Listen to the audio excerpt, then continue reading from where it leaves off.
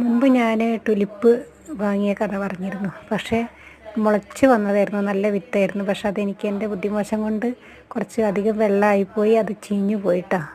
അല്ലെങ്കിൽ അത് നല്ല രീതിയിൽ വന്നതായിരുന്നു. പക്ഷെ എൻ്റെ ലേശം ശ്രദ്ധക്കുറവ് കൊണ്ട് സംഭവിച്ചതാണ്.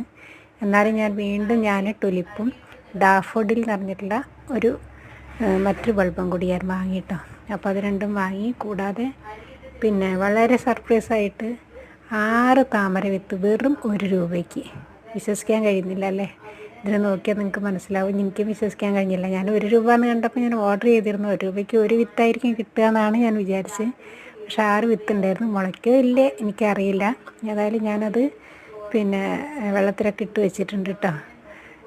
പിങ്ക് കളറിലുള്ള ഒരു കളറിൻ്റെ കേട്ടോ. പിന്നെ 6 വിത്തുകൾ മുളയ്ക്കുമെന്ന് നോക്കാമല്ലോ. അപ്പം ഞാൻ ഡാഫോഡിലും ടുലിപ്പൊക്കെ ഞാൻ തമ്പനയിൽ കാണിച്ചിരിക്കുന്ന അതേ ഇനം തന്നെയാണ് വാങ്ങിയിട്ടുള്ളത് കേട്ടോ.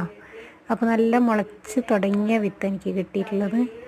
ഇതിന് കുറച്ച് താപനിലയും കാര്യങ്ങളൊക്കെ നമ്മൾ നോക്കിയിട്ട് അതിനനുസരിച്ച് വേണം ഇത് വളർത്താൻ. അങ്ങനത്തെ ഒരു ഏരിയ നമ്മൾ പറമ്പിൽ എവിടെയും കണ്ടെത്തിയിട്ട് അവിടെ വെച്ചിട്ട് വേണം വളർത്തണമെങ്കിൽ. ഏതായാലും മുളച്ച് തുടങ്ങിയതുകൊണ്ട് നമുക്കിത് ഇതാവുമെന്ന് വിചാരിക്കുക. ഇന്ത്യയിലൊക്കെ ടുലിപ്പ് ഇപ്പോൾ പണ്ടത്തെ പോലെയല്ല. ഇന്ത്യയിൽ പലയിടത്തും ഇത് പിന്നെ ടുലിപ്പൊക്കെ വിജയകരമായി കൃഷി ചെയ്ത് വരുന്നുണ്ട്.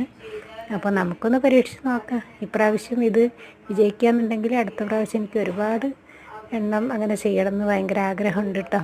പല കളറും ഇപ്രാവശ്യം ഞാൻ കുറച്ച് ഓരോന്നേ മേടിച്ചിട്ടുള്ളൂ. കാരണം അറിയാലോ ടുലിപ്പ് അത്യാവശ്യം വിലയൊക്കെ ഉണ്ട്. എന്നാലും കൂട്ടത്തിലുള്ളതിൽ വില കുറഞ്ഞതാണ് ഞാൻ വാങ്ങിയിട്ടുള്ളത് കേട്ടോ. വില കൂടി എനിക്കായത് 333 രൂപയാണ്. 129 റുപ്യ ഡാഫോഡിൽ, അതുപോലെ 89 അങ്ങനെ എന്തോ മറ്റേ ടുലിപ്പും, 1 രൂപ താമര വിത്തും.